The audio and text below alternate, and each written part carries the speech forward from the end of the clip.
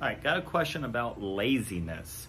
This person recently just got a dog and training was going well. The obedience of this dog is going well. Dog's a couple of years old now, but now this person is lazy and doesn't want to train the dog anymore because they're too fucking lazy. And this person is wondering what to do. Okay, my initial knee-jerk reaction to this was stop being fucking lazy, get off your ass, and train your dog. Because it's not fair to the dog for you to be sitting on your ass when the dog has its own needs that need to be fulfilled. That's my initial knee-jerk reaction. But then I started thinking about it a little bit more in depth, okay? Calmer heads prevailed on this one. My invitation to when you're lazy, and I gotta assume is that laziness in the terms of you just don't want to do it, or you're tired, or something to that effect. Okay, so if you're lazy, not every day are you gonna go out and train your dog 3 days a week. Not unless you're a pro. I don't even have that kind of time to do it. So just thinking about it, what has changed in your life that has caused you to become lazy? Okay, is work piling up? Is it, depression, or you're playing video games? Is it, you're chasing tail now? Could be anything. Okay, so first, identify why you're being lazy in the first place. Okay, what has changed in your lifestyle? If obedience and training were going well, something must have caused it to stop. So first thing you want to do is identify that. Second is think about all the joy this dog brings to you. Okay? Whatever it may be, companionship, the dog obviously running up to you when you enter the house, kissing you, friendship, whatever it may be. First time it could be actually true love that you expressed in some other fashion. So find out what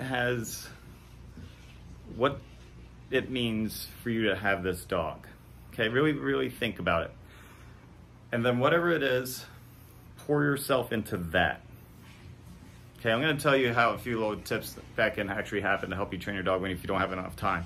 But in terms of, Tony Robbins always said, a fulfilled life isn't one based on acts of service. Well, service your dog, pour yourself into this dog so this dog has fulfillment and enrichment in its life. Because again, it's not fair for this dog that you got that was a commitment for 10, 12, 14 years in some cases, and then it's going to be left to the side because you're not in the mood, or you have other priorities in your life now that, aren't that, you have other priorities that overtake this dog, okay? And that's unfair.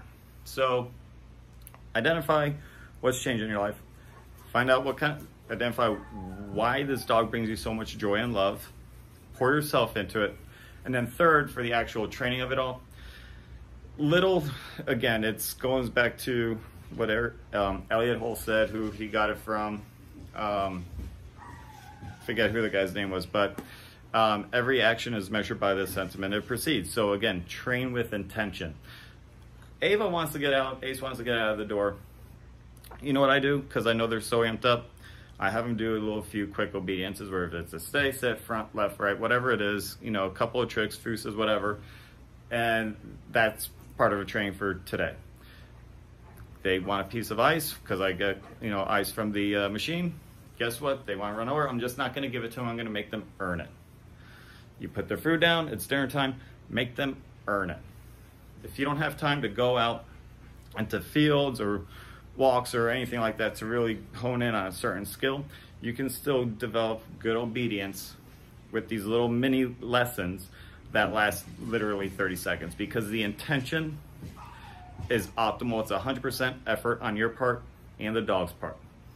Okay, so be intentional with training. This goes for everyone. It's not just for laziness either. It goes for all sorts of training. Be intentional. Intentional has been a word that I've been hearing a lot lately, and now I know why.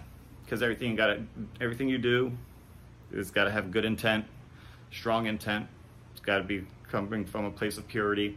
So that's what I'll do. Find those 3 things, and you'll be just fine. All right, talk to you next time. Good luck.